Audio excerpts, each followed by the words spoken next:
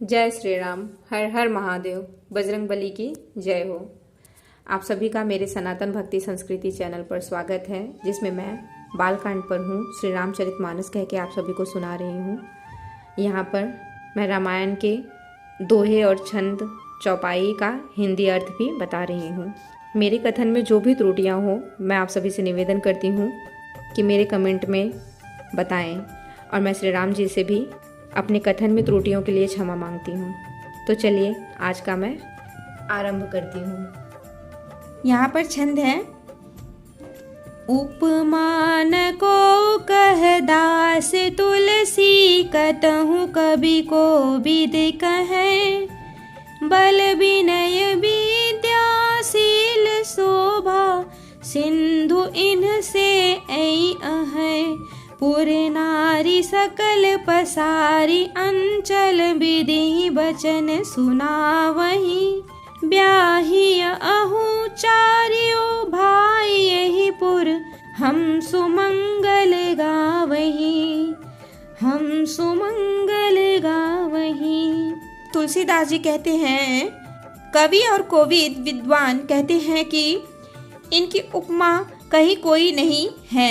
बल विनय विद्या शील और शोभा की समुद्र इनके समान ये ही है। जनकपुर की सब स्त्रियां आंचल फैलाकर विधाता को यह वचन विनती सुनाती हैं कि चारों भाइयों का विवाह इसी नगर में हो जाए और हम सब सुंदर मंगल गावे। यहाँ सोठा है 311। कहीं परस पर नारी, बारी बिलोचन पुलक तन। सखी सब करब पुरारी, पुण्य पयो निधि भूप दो। पुण्य पयो निधि भूप दो। जय श्री राम। और नेत्रों में प्रेमाश्रुओं का जल भर कर पुलकित शरीर से स्त्रियां आपस में कह रही हैं कि हे सखी, दोनों राजा पुण्य के समुद्र हैं। त्रिपुरारी शिव जी सब मनोरथ पूर्ण करेंगे। और यहाँ पर एहि विधि सकल मनोरथ करही। आनंद उमगी उमग उर भरही। जे नृप सिय स्वयंवर आए। देखी बंधु सब तीन सुख पाए। कहत राम जसु बिसद बिसाला। निज निज भवन गए महिपाला। गए बीती कछु दिन यही भांति। प्रमुदित पुर जन सकल बराती। मंगल मूल लगन दिनु आवा। मृत्यु अगहनु मासु सुहावा। ग्रह तिथि नखतु जोगु बर बारू। लगन सोधि विधि कीन्ह विचारू। पठय दीन्हि नारद सन सोई। गनि जनक के गन कन्ह जोई। सुनी सकल लोघन यह बाता। कहि ज्योतिषियाहि विधाता। फिर यहाँ पर इस प्रकार सारी स्त्रियां सब मनोरथ कर रही हैं और हृदय को उमंग कर उत्साह पूर्वक आनंद से भर रही हैं। सीता जी के स्वयंवर में जो राजा आए थे, उन्होंने भी चारों भाइयों को देखकर सुख पाया। श्री रामचंद्र जी का निर्मल और महान यश करते हुए राजा लोग अपने अपने घर गए। इस प्रकार कुछ दिन बीत गए। जनकपुर निवासी और बाराती सभी बड़े आनंदित हैं। मंगलों का मूल लग्न का दिन आ गया। हेमंत ऋतु और सुहावना अगहन का महीना था। ग्रह तिथि नक्षत्र योग और वार श्रेष्ठ थे। लग्न मुहूर्त शोध कर ब्रह्मा जी ने उस पर विचार किया और उस समय लग्न पत्रिका को नारद जी के हाथ जनक जी के यहाँ भेज दिया। जनक जी के ज्योतिषियों ने भी वही गणना कर रखी थी। जब सब लोगों ने यह बात सुनी तब वे कहने लगे, यहाँ के ज्योतिषी भी ब्रह्मा ही हैं। और यहाँ दोहा नंबर 312 में है, धेनु धोरी बेला बिमल सकल सुमंगल मूल विप्रन कहऊँ विदेह सन जानी सगुन अनुकूल। हे रामा जानी सगुन अनुकूल। और फिर निर्मल और सभी सुंदर मंगलों के मूल गोधूली की पवित्र बेला आ गई और अनुकूल शकुन होने लगे। यह जानकर ब्राह्मणों ने जनक जी से कहा, कहते हैं, उपरोहित ही कहऊँ नर नाहा अब विलंब कर कारनु कहा।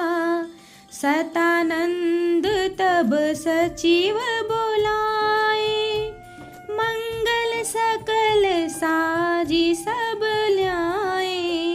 शंख निशान पनव बहु बाजे मंगल कलश सगुन शुभ साजे। सुभग सुहासिनी गावहि गीता करहि वेद धुनि विप्र पुनीता। लेन चले सादर यही भांति गए जहाँ जन वास बराती। कौशलपति कर देखो समाजो अति लघु लागति नहीं सुर राजो। भयउ समायो अब धार्य पाऊँ यह सुनि परा निशान ही घाऊँ। गुरहि पूछी करी कुल विधि राजा चले संग मुनि साधु समाजा। जय श्री राम। तब राजा जनक जी के पुरोहित ने सतानंद जी ने कहा कि अब देर का क्या कारण है। तब सतानंद जी ने मंत्रियों को बुलाया। वे सब मंगल का सामान सजाकर ले आए। शंख नगाड़े ढोल बहुत से बाजे बजने लगे तथा मंगल कलश और शुभ शकुन की वस्तुएं दधी दुर्वा आदि सजाई गईं। सुंदर सुहागिन स्त्रियां गीत गा रही हैं और पवित्र ब्राह्मण दिवेद की ध्वनि कर रहे हैं। सब लोग इस प्रकार आदर पूर्वक बारात को लेने चले और जहां बारातियों का जनवासा था वहां गए। अवधपति दशरथ जी का समाज वैभव देखकर उनको देवराज इंद्र भी बहुत ही तुच्छ लगने लगे। उन्होंने जाकर विनती की, समय हो गया है, अब पधारिए। यह सुनते ही नगाड़ों पर चोट पड़ी। गुरु वशिष्ठ जी से पूछकर और कुल की सब रीतियों को करके राजा दशरथ जी मुनियों और साधुओं के साथ समाज को साथ लेकर चले। फिर यहाँ दोहा नंबर 313 में है, भाग्य विभव अवधेश कर देखी देव ब्रह्मादि लगे सराहन सहज मुख जानी जन्म निज बादी। हे रामा जानी जन्म निज बादी। अवधेश नरेश दशरथ जी का भाग्य और वैभव देखकर और अपना जन्म व्यर्थ समझकर ब्रह्मा जी आदि देवता हजारों मुखों से उनकी सराहना करने लगे। और फिर यहाँ पर है, सुरहन सुमंगल अवसरो जाना बरसहि सुमन बजाई निशाना। शिव ब्रह्मादिक विबुध बरो था चढ़े विमान ही नाना जो था। प्रेम पुलक तन हृदय उछाहू चले बिलोकन राम बियाहू। देखी जनकपुर सुर अनुरागे सब ही लघु लागे, चित वही चकित विचित्र बिताना, रचना सकल अलौकिक नाना, नगर नारी नर रूप निधाना, सुघर सुधरम सुशील सुजाना, तिन्हि देखी सब सुर सुर नारी, भय नखत जनु विधुज यारी, विधि भयउ आचरजु विशेषी, निज करनी कछु कतहु न देखी। जय श्री राम।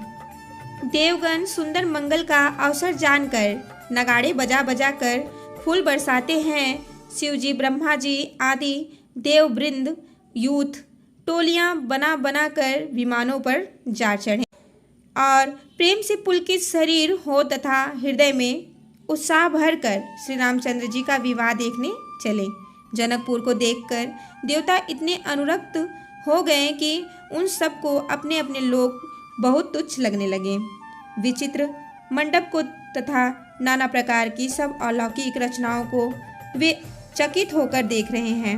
नगर के स्त्री पुरुष रूप के भंडार सुघर, श्रेष्ठ, धर्मात्मा, सुशील और सुजान हैं।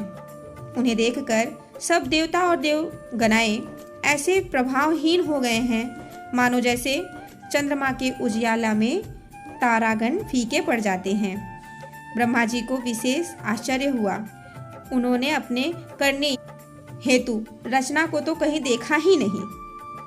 फिर यहाँ दोहा नंबर 314 में है, शिव समुझाए देव सब, जनियाचरज भुलाहू, हृदय विचार हो धीर धरी, सिय रघुबीर बियाहू, हे रामा सिय रघुबीर बियाहू। और तब शिव जी ने सब देवताओं को समझाया कि तुम लोग आश्चर्य में मत भूलो, हृदय में धीरज धरकर विचार तो करो कि यह भगवान की महामहिमामयी निज शक्ति श्री सीता जी का और अखिल ब्रह्मांडों के परम ईश्वर साक्षात भगवान श्री रामचंद्र जी का विवाह है। फिर यहाँ जिन्ह कर नाम लेत जग माही, सकल मंगल मूल न साही, करतल होहि पदारथ चारी, तेसिय राम कहूँ कमारी। एहि विधि शंभु सुरन समुझावा, पुनिया गे बर बसह चलावा, देवन देखे दशरथु जाता, महामोद मन पुलकित गाता, साधु समाज संग मही देवा, जनु तनु धरे करहि सुख सेवा, सोहत साथ सुभग सुत चारी, जनु अपवर्ग सकल तनु धारी, मरकत कनक बरन बर जोरी, देखी सुरन भय प्रीति न थोरी, पुनि राम ही बिलोकि हर से, नृपहि सराहि सुमन तिन्ह बरसे। जय श्री राम। और फिर जिनका नाम लेते ही जगत में सारे अमंगलों की जड़ कट जाती है और चारों पदार्थ अर्थ धर्म काम मोक्ष मुट्ठी में आ जाते हैं। जगत के माता पिता श्री सीता मैया जी और राम जी हैं। ये काम के शत्रु शिव जी ने ऐसा कहा। इस प्रकार शिव जी ने देवताओं को समझाया और फिर अपने श्रेष्ठ बैल नंदीश्वरों को आगे बढ़ाया। देवताओं ने देखा कि दशरथ जी मन में बड़े ही प्रसन्न और शरीर से पुलकित हुए चले जा रहे हैं। उनके साथ परम हर्ष युक्त साधुओं और ब्राह्मणों की ऐसी शोभा दे रही है मानो समस्त सुख शरीर धारण करके उनकी सेवा कर रहे हैं। चारों सुंदर पुत्र साथ में ऐसे सुशोभित हो रहे हैं मानो संपूर्ण मोक्ष, सालोक्य, सामीप्य, सारूप्य, सायुज्य शरीर धारण किए हुए हों। मरकतमणि और सुवर्ण के रंग की सुंदर जोड़ियों को देखकर देवताओं को कम प्रीति नहीं हुई, अर्थात बहुत ही प्रीति आ रही है। फिर श्री रामचंद्र जी को देखकर वे हृदय में अत्यंत हर्षित हुए और राजा की सराहना करके उन्होंने फूल बरसाए। अब मैं यहीं पे इस अध्याय में विश्राम लेती हूँ। आप सभी को मेरा नमस्कार। आप सभी पे राम जी की कृपा बनी रहे। जय श्री राम, हर हर महादेव, बजरंगबली की जय हो। धन्यवाद।